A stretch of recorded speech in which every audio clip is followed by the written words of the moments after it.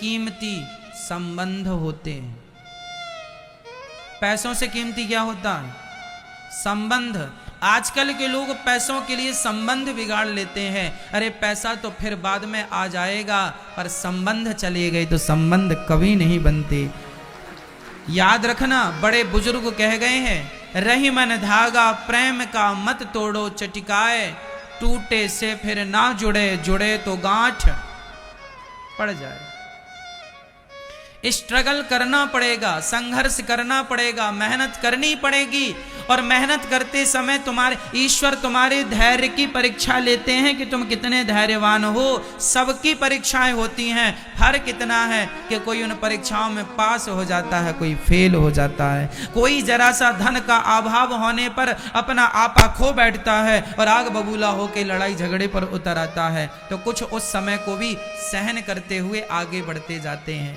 कोई बात नहीं, आज ये दिन है, कल दिन बदलेंगे, समय बदलता है। बस आप अच्छे वक्त का इंतजार कीजिए और अपने आप को आगे बढ़ाते रहिए, बढ़ाते रहिए, बढ़ाते रहिए। जीवन में बहुत कुछ देखना होता है। हानि लाभ अपनी जगह है, लेकिन व्यवहार बने रहे। एक सज्जन ने कथा कराई, 7 दिन की कथा हुई, पूरी कथा हुई, सब कुछ हुआ आनंद से। अब उनसे कहा गया कि भाई ये जो लोग आए हैं साथ में उनको दान दक्षिणा आप दीजिए। उन्होंने कहा महाराज जी 1 घंटा रुकिए, हमारे लोग आ रहे हैं, वो पैसे लेके, हमारे पास पैसे नहीं है, वो ला रहे हैं। 1 घंटा रुक गए, 1 घंटे बाद फिर अच्छा 2 घंटे रुकिए, 2 घंटा रुक गए, अच्छा 1 घंटा और रुकिए, फिर 1 घंटा, 4 घंटे हो गए। अब हम लोगों के जाने का समय था, ट्रेन का समय हो रहा था। तो उन्होंने कहा अच्छा एक काम करिएगा, आप जाइए आराम से, हम कल चेक लगवाते हैं आपके खाते पर। हम लोग आ गए वापस सारे। वो दिन था कि आज का दिन है। मैंने पलटकर उन्हें फोन नहीं लगाया कि आपने चेक लगाया कि नहीं, और आज तक उनका चेक लगा ही नहीं। आज तक उनका कोई चेक नहीं लगा। ना हमने फोन लगाया कि आपने क्यों नहीं लगाया, ना उन्होंने फोन लगाया। हमें पता था। एक बात बताएं भक्तों, गीता में लिखा है तू कर्म कर, फल मैं दूंगा। सच्ची बताऊं, संसार के लोग आपको क्या दे सकते हैं, कितना दे सकते हैं? इसलिए तुम अपना कर्म ईमानदारी से करो। तुमने अपनी मेहनत की है तो उसका फल ये संसार के लोग क्या देंगे? देने वाला तो भगवान है। मुझे विश्वास है कि संसार के लोग नहीं देते, परमात्मा ही किसी ना किसी से दिलाते हैं। इसलिए मैं कभी टेंशन नहीं पालता, मैं कभी चिंता नहीं करता। कोई दे तो बढ़िया, ना दे तो भगवान खूब कृपा करें। हमें पता है हमारी मेहनत का परिणाम भगवान देंगे। हमारी पसीना, हमारी मेहनत, हमारा पसीना बहता है, हमारी मेहनत होती है, तो हमारी मेहनत को कोई देखे ना देखे, संसार के लोग देखे ना देखें, पर मेरे गोविंद तो मुझे देख रहे हैं ना, बिहारी जी तो देख रहे हैं। वो जानते हैं कि क्या देना है क्या नहीं, वो देते हैं। इसलिए हम आपसे इन कथाओं के द्वारा ये समझाना चाहते हैं कि आप मेहनत पर ध्यान दो, अपने कर्म पर ध्यान दो, फल भगवान पर छोड़ दो। विधाता तू देते रहना, जो तुझे मर्जी हो तू देना। और मैं एक बात बताऊं भक्तों, उस परमात्मा ने इतना दिया, उन लोगों के हाथ ना सही किसी और के हाथ परमात्मा ने इतना दिलाया जिसकी कोई कल्पना नहीं थी, कोई कामना नहीं थी। उससे ज्यादा बस आपको धैर्य रखना होगा, संयमी होना बनना पड़ेगा। आपके बिजनेस में, आपके व्यापार में भी इस स्ट्रगल से आपको गुजरना पड़ सकता है, लेकिन ईश्वर पर विश्वास बनाए रखिएगा। वो आपको गिरने नहीं देंगे, वो आपको पराजित होने नहीं देंगे। सत्य परेशान हो सकता है, पराजित नहीं हो सकता। सत्य घबरा सकता है, सत्य डगमग डगमग डोल सकता है, पर सत्य कभी हार नहीं सकता। हारने नहीं देंगे भगवान। बस ये विश्वास बना के रखिएगा अपने जीवन में। इंसानों से ज्यादा, व्यक्ति से ज्यादा भरोसा किस पर होना चाहिए? पहला विश्वास अपने कर्म पर हो कि मैं कर्म कर रहा हूं ईमानदारी से, और मेरे कर्म का फल देने वाला कौन? तुम मेहनत करना मेरी माँ, मेरे भाई, मेरे नौजवान दोस्तों, तुम भगवान को टारगेट करके, ईश्वर मेरा साक्षी है, मेरी मेहनत का परिणाम भगवान देंगे, इस भाव से मेहनत करो। देख लेना कि तुम कहां से कहां पहुंच जाओगे। केवल परमात्मा में विश्वास करके चलना। ये मेरा अनुभव है, मैं जो भी कह रहा हूं मेरे सारे जीवन का अनुभव मैं आपसे शेयर कर रहा हूं, कह रहा हूं। एक विश्वास बहुत बड़ी चीज होती है। उतार चढ़ाव बहुत होते हैं जीवन में, पर व्यवहार ना बिगड़ने पाए, आपकी वाणी ना बिगड़ने पाए, आपका स्वभाव ना बिगड़ने पाए। हर परिस्थिति में भूखा रहना पड़ा, भूखे रह लो। खाने को नहीं मिला, हम भूखे रह के, हमने आपको बताया था कि एक बार हम बीमार पड़ गए थे, मलेरिया हो गया था, 103 बुखार था, हमें शरीर थर थर कांप रहा था, बिस्तर पे बैठा नहीं जा रहा था। उस हाल में भी हमें कथा करनी थी, पर बिहारी जी, मुझे विश्वास था कि भगवान लाज जरूर रखेंगे। मैं व्यास गद्दी में जाके बैठा, 3.5 घंटे कथा 3 घंटे सुनाई, और श्रोताओं को ये मैंने महसूस नहीं होने दिया कि मेरा स्वास्थ्य बिगड़ा हुआ है। और व्यास गद्दी से उतरकर जब मैं कथा से जब कमरे में गया तो बिस्तर पर लेट गया, और लेटा लेटा कब तक लेटा रहा? बोले दूसरे दिन की कथा का जब समय आया तभी उठता था। मतलब इतना हालत खराब थी, मलेरिया हो गया था। वो यजमान आज भी हैं, वो श्रोता आज भी हैं, उन्हें पता ही नहीं लगने दिया मैंने कि मैं बीमार हूं। ऐसी हालत खराब थी, लेकिन हर हाल में मैंने मेहनत को चुना है। मैंने मेहनत, बीमार पड़ने पर भी मैंने आपको बताया था कि एक बार मैं छत से गिर गया था, हड्डी टूट गई थी, कोल्हू टूट गया था, 20 फीट ऊपर से गिर गया था, 20 फीट ऊपर से गिर गया था, हड्डी टूट गई थी, फ्रैक्चर हो गया था। और मैं 1 तारीख को गिरा था और 3 तारीख से कथा थी। 1 तारीख को गिरा था, 20 फीट ऊपर से कोल्हू टूट गया था, और 3 तारीख से कथा थी। जिनके यहाँ कथा थी उन्होंने कहा गुरुजी आप आ नहीं रहे हैं।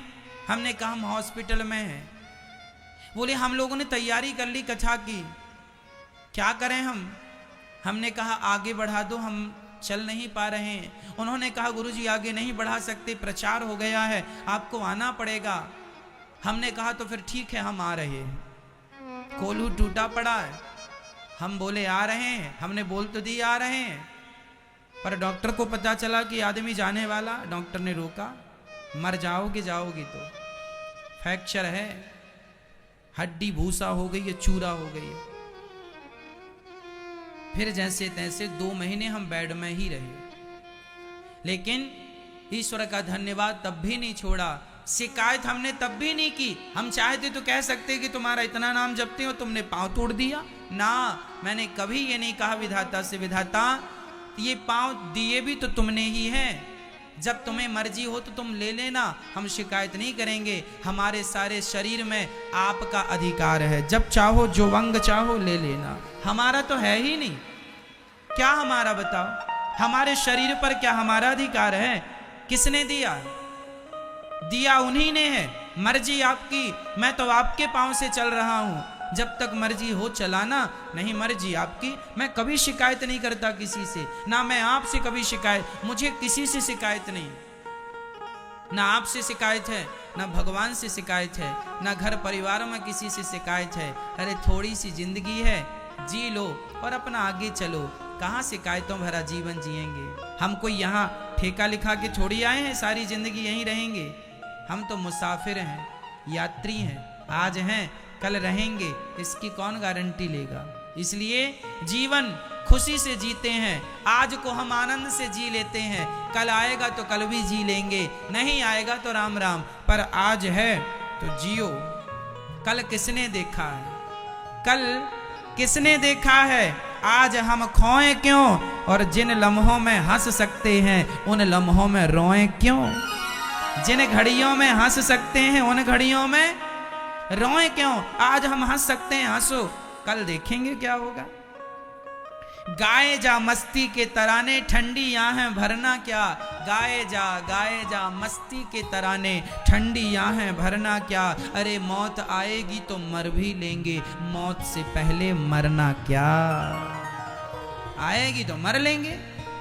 कई लोग मौत के बारे में, अरे मरे ना महाराज, मरे ना। कब तक बचोगे। मौत आएगी तो मर भी लेंगे, मौत से पहले मरना क्या। अरे मुकद्दर का लिखा मिटता नहीं मिटाने से। मुकद्दर का लिखा मिटता नहीं आंसू बहाने से। जो होनी है वो होके रहेगी किसी बहाने से। बस जीवन में जब कोई कष्ट आए तो समझ लेना कि ये कष्ट तुमने कोई पाप किया होगा, इसका दंड विधाता ने तुम्हें दे दिया। ये ईश्वर की रचना है, ये ईश्वर का हिसाब है। सब कुछ भगवान चला रहे हैं, भगवान कर रहे हैं। भगवान जो चाह रहे हैं वही हो रहा है। भगवान पे हमारा काम है विश्वास करना। इसलिए मेरी प्रार्थना फिर से रहेगी आपके लिए कि आपको अपना विश्वास नहीं टूटने देना चाहिए। ये विश्वास यदि है तो जीत आपकी होगी, और यदि विश्वास नहीं है तो फिर देखो हार जाओगे। अर्जुन को विश्वास था भगवान पर, इसलिए अर्जुन के एक तरफ भगवान कृष्ण थे और दूसरी तरफ भगवान की नारायणी सेना थी।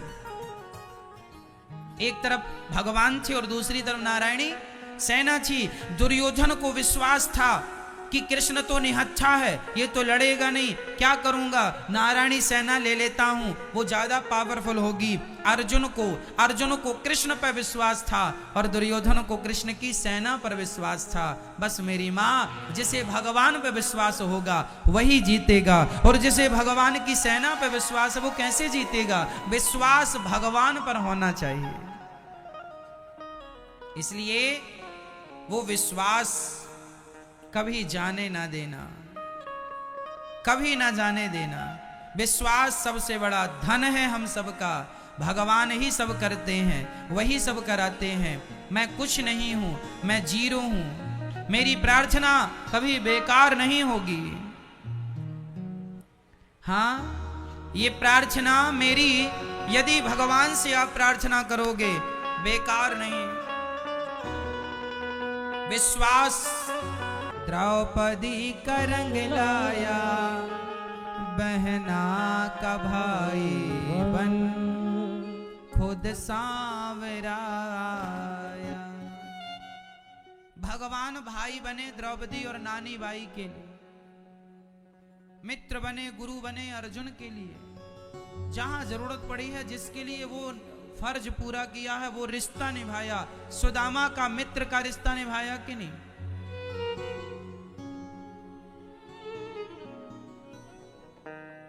आप जरा गरीब रह जाएं और आपका दोस्त जरा अमीर हो जाए ना,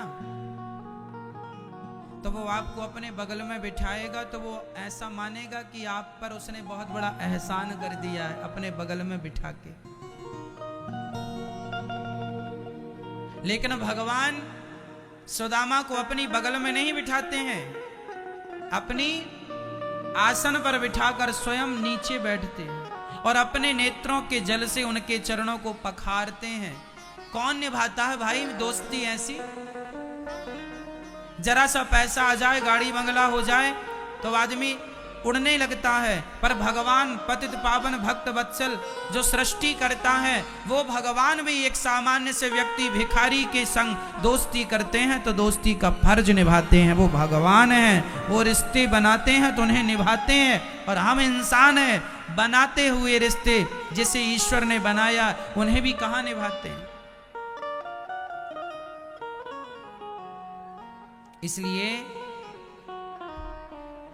भगवान ही सबके रक्षक हैं, पालनहार हैं और वही देने वाले हैं। आपको कोई कुछ नहीं दे सकता, आपको देंगे तो भगवान देंगे। अच्छा एक बात बताएं भैया, यदि संसार का कोई व्यक्ति आपको 10,000 दे भी देता है, 20,000 दे भी देता है, तो देने के बाद वो अकड़ रखता है, हमने दिया है, हमारे बिना तुम्हारा काम नहीं होता, हमने तुम्हारी मदद की है। लेकिन भगवान ने तुम्हें कितना दिया, लेकिन उसके देने की उसे कोई अकड़ है? अकड़ता है वो? अभी कोरोना काल में 10-10 हजार 20-20 हजार के सिलेंडर बिक गए ऑक्सीजन के। किसी ने आपके लिए यदि ऑक्सीजन का सिलेंडर अरेंज कराया होगा ना, तो सारी जिंदगी कॉलर खड़ी करके चलेगा, साहब हमने तुम्हारी मुसीबत में ऑक्सीजन देके तुम्हारी जान बचाई थी।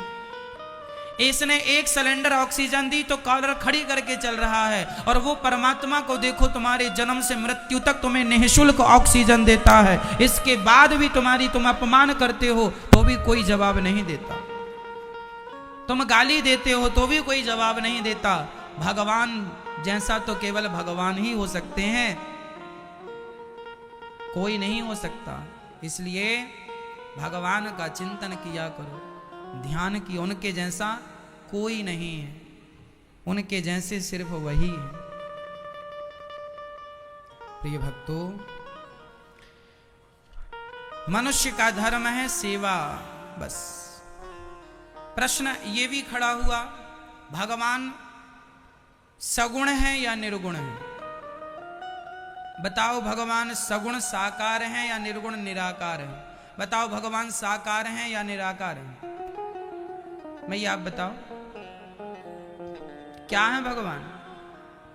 भगवान दोनों हैं, साकार भी हैं और निराकार भी हैं। अब आप कहेंगे महाराज जी दोनों कैसे हो सकते हैं? जैसे पानी निराकार होता है, कोई आकार नहीं है ना पानी का, लेकिन वही पानी जब फ्रिज में रख दो तो बर्फ बन जाता है, उस बर्फ का एक आकार होता है। पानी तो निराकार था पर बर्फ का रूप था, इसलिए वह साकार है। उसी प्रकार परमात्मा ब्रह्म तो निराकार होता है, लेकिन वह भक्तों के लिए वही निर्गुण निराकार सगुण साकार बनकर अपने भक्तों के प्रेम के कारण राम और कृष्ण बन के आते हैं, वही निराकार वही साकार बनते हैं। तो भगवान ब्रह्म रूप में निराकार हैं, पर राम और कृष्ण के रूप में वह सगुण साकार है।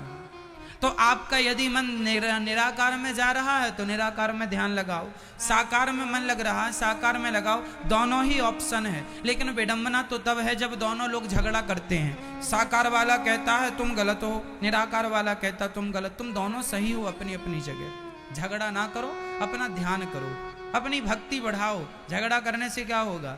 अब हम कहें कि हम अच्छे हैं तुम बुरे हो, इससे क्या सिद्ध कर लेंगे? हम आपको बुरा साबित करना चाहें, सिद्ध करना चाहें, तो इससे हमारा क्या फायदा है? कई लोग ना, आपने जैसे ट्रेन में यात्रा की, कई बार आप ट्रेन में बैठ जाते हैं और आपके सामने वाली सीट में कोई बात विवाद चल रहा होता तो आपको बड़ी खुजली होने लगती, हम भी कूद पड़े इस विवाद में, हम भी होशियार बन जाएं जरा। ए साहब तुम कुछ नहीं जानते, सुनो हम सब जानते हैं। देखो, मूर्खों से माथा पच्ची करने से कोई फायदा नहीं, मूर्खों को ज्ञान नहीं देना चाहिए। ज्ञान वहां देना चाहिए जहां आपको सुनने वाले हों, समझने वाले हों। आपको क्या लगता है हम अपनी होशियारी दिखा दें, ये लोग भी हमारी रिस्पेक्ट करें? सामान्य नहीं है, बड़ा वजनदार आदमी है, जानता है सब जानता। आप लोग अपनी इज्जत बनाने में लगे रहे। कहां तुम दो कौड़ी के लोगों से अपनी इज्जत बना रहे हो? वो झगड़ा करने वाले लोग, क्या बात करोगे उनसे? सबके मुंह नहीं लगना चाहिए, सबसे बातें नहीं करनी चाहिए, सबको ज्ञान नहीं देना चाहिए। जो ज्ञान का अधिकारी हो उसे ज्ञान देना चाहिए। अधिकारी नहीं है और ज्ञान दोगे, कोई मूल्य नहीं। एक चिड़िया ने बंदर को ज्ञान दे दिया। एक बंदर ठंडी में ठिठुर रहा था, पानी बरसे में भीगा था। चिड़िया ने कहा, क्यों रे बंदर, मैं इतनी छोटी सी चिड़िया हो कि अपने लिए घोंसला बना लेती हूँ और तू इतना बड़ा बंदर हो कि अपने लिए एक छोटा सा घोंसला भी नहीं बनाता, ठंडी में ठिठुरता रहता है। बंदर बोला, ए चिड़िया बड़ा ज्ञान दे रही, अभी देखता हूँ। बंदर गया और चिड़िया का घोंसला उठा के तोड़ फोड़ के फेंक दिया, ले मुझे ज्ञान देती है। तो गलत आदमी को ज्ञान दोगे तो ऐसे ही होगा। चिड़िया ने ज्ञान किसे दिया? बंदर को दिया, और दिया तो जो उसका घोंसला था उसे भी उसने तोड़ दिया। तो गलत आदमी को ज्ञान दोगे तो यही होगा। इसलिए ज्ञान देने के पहले ये देख लो कि ये व्यक्ति ज्ञान लेने के अधिकारी है या नहीं है। जो समझे उसे समझाओ, जो समझे ही ना। रावण को सबने समझाने का प्रयास किया था, हनुमान जी ने, अंगद जी ने, मंदोदरी जी ने, माल्यवंत ने, विभीषण ने, स्वयं भगवान राम ने, सबने समझाया, पर वो अपने से होशियार किसी को समझते ही नहीं है। उसे लगता मैं 10 सिर वाला हूं, मैं, ये तो एक खोपड़ी वाले हैं, मैं 10 खोपड़ी वाला हूं। उसे लगता मैं सबसे ज्ञानी हूं, मैं सबसे समझदार हूं। पर याद रखना, इंसान का यही अहंकार उसके विनाश का कारण हो जाता है। इसलिए वहां बोलना चाहिए जहां बोलने की जरूरत हो। आप सब जगह बोल के क्या करेंगे? मौन रहो तो ही अच्छा है, कम से कम विष मत घोलो। बोलो यदि पहले तुम तौलो, फिर मुख को खोला करना। पुष्प नहीं बन सकते हो तो कांटे बनकर मत रहना। जहां जरूरत है बोलने की खूब बोलिए, जहां चुप रहने की जरूरत है वहां चुप रहिए।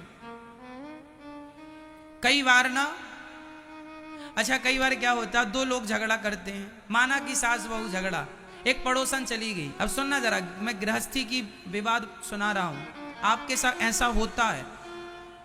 आप चले गए किसी के घर, और जिसके घर गए वहां सास बहू का उस दिन झगड़ा चल रहा था। अब दोनों सास बहू बैठी झगड़ा कर रही हैं और तुम्हें बिठा लिया। अब बहू कह रही है मौसी बताओ हम सही हैं कि नहीं। अब यदि आपने बहू की तरफ सिर हिला दिया तो मालिकन बिगड़ जाएगी। और मालिकन ने कहा बहन देख जरा ये बहू आज की और हमें आंख दिखा रही है, और जरा तुमने उसकी तरफ सिर हिला दिया तो बहू बिगड़ जाएगी। अब बताओ पड़ोसी को क्या करना चाहिए?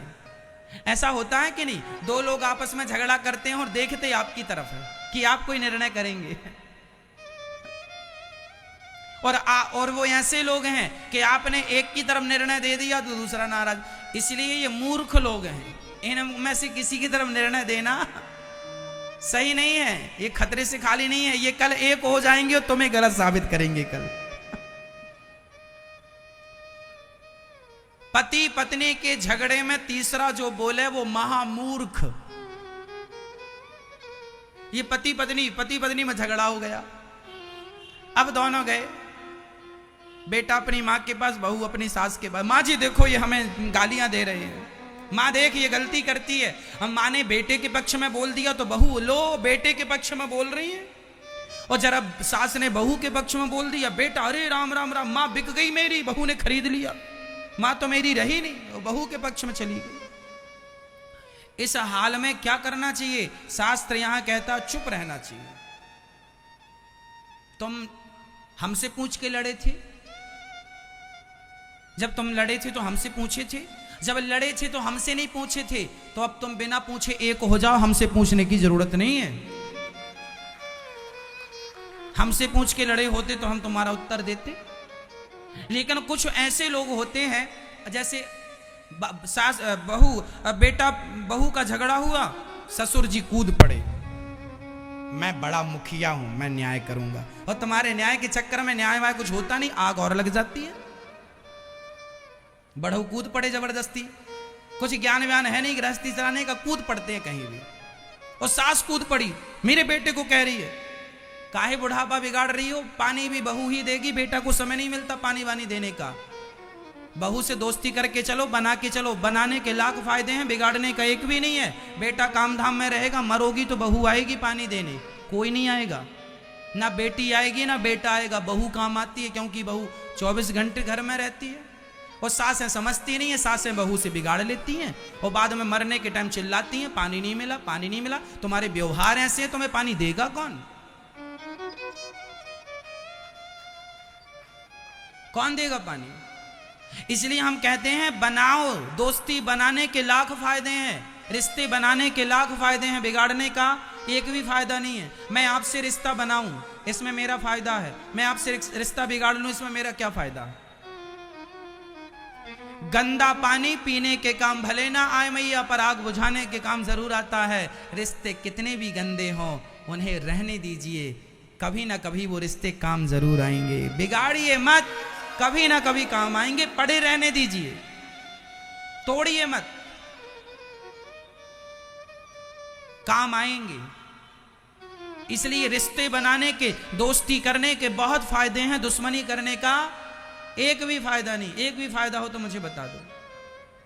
मैं आपसे दोस्ती करूंगा, कभी आपके शहर से गुजरा तो मुझे आपके घर में गिलास भर पानी मिल जाएगा, 2 रोटियां मिल जाएंगी, रात के रहने की व्यवस्था आप करवा देंगे यदि दोस्ती है तो। और दुश्मनी है तो मुझे तो पानी भी नसीब नहीं होगा। इसलिए दोस्ती करिए, दुश्मनी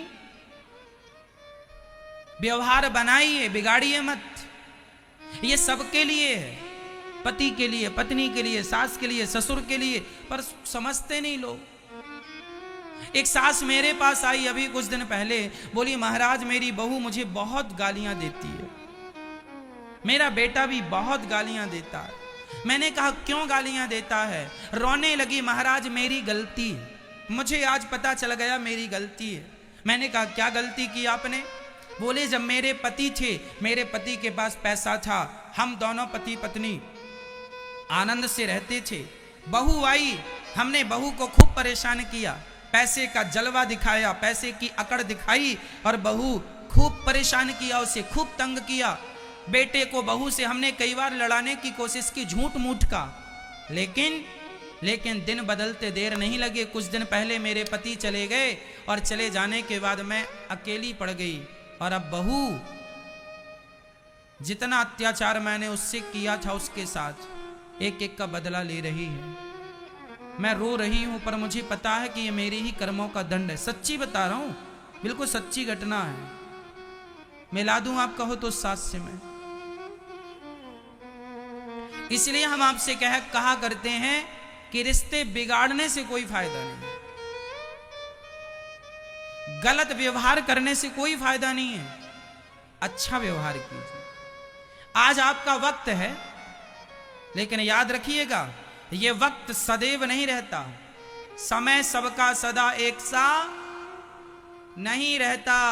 दिन तो अर्जुन, युधिष्ठिर, इन लोगों के भी दिन बदले हैं। दिन तो रावण के भी बदले हैं, दिन तो भगवान राम के भी बदले हैं।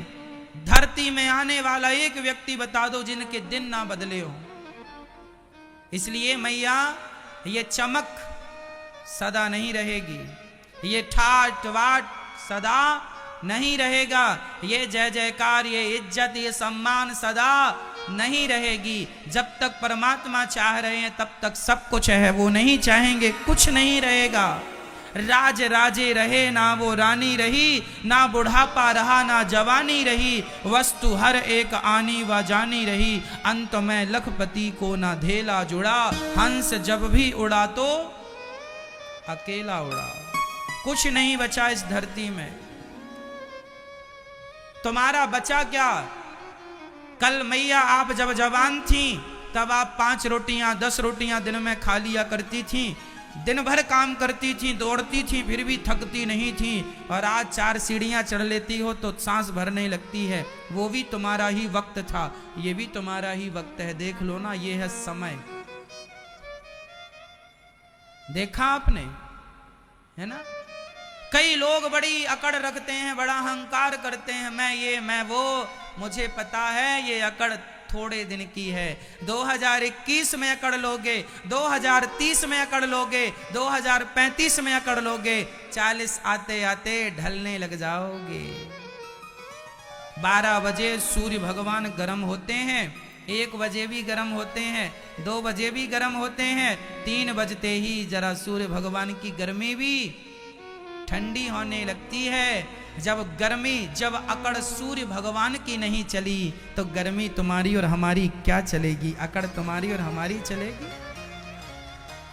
चढ़ता सूरज धीरे धीरे ढलता है, ढल जाएगा। यदि सूर्य ढल गया तो तुम्हारा वक्त भी ढल जाएगा, तुम्हारा लड़कपन भी ढल जाता है, तुम्हारी जवानी भी ढल जाती है और तुम्हारा बुढ़ापा भी ढल जाता है। समय तो आता है जाता है। इसलिए कहता हूं कि हर समय मुस्कुराइए और समय अच्छा हो या बुरा हो सबसे व्यवहार अच्छे रखिए। कोई बात नहीं साहब, आज हमारा समय बुरा है पर फिर भी हम तुमसे राम राम करेंगे, और समय अच्छा हो जाए फिर भी हम तुमसे राम राम करेंगे, और फिर भी हम तुमसे वही बातें करेंगे, वही मोहब्बत से रहेंगे। ऐसा नहीं कि पैसा नहीं था तो हम आपके पास आकर बैठते थे, और पैसा हो जाए तो हम आपकी तरफ देखें भी ना।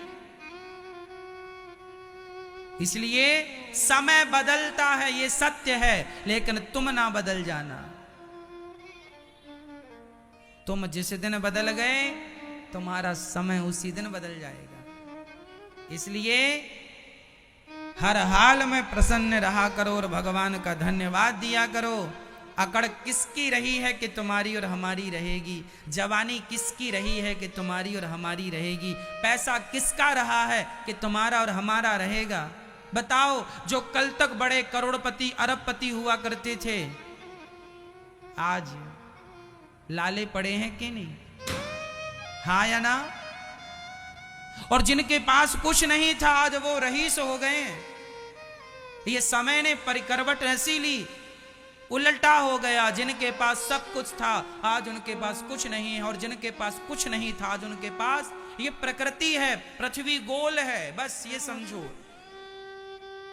सबको अवसर मिलेगा, सबको मौका मिलेगा। सब्र रखो, परमात्मा में विश्वास रखो, आएगा तुम्हारा वक्त भी आएगा। धैर्य रखो।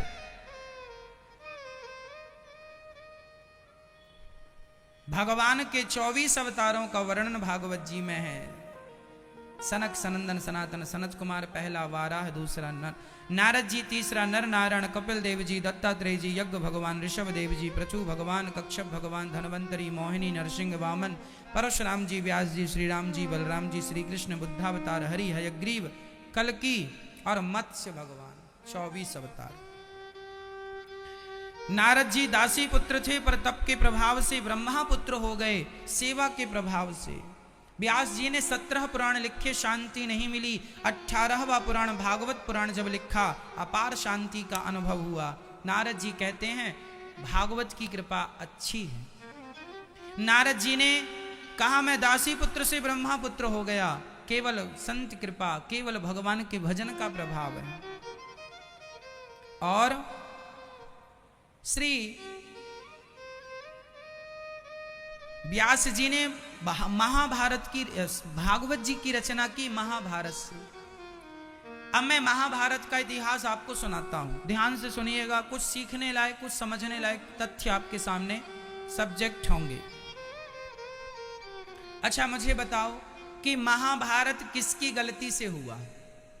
क्या महाभारत को रोका जा सकता था? हाँ या ना? यदि रोका जा सकता था तो कौन रोक सकता था?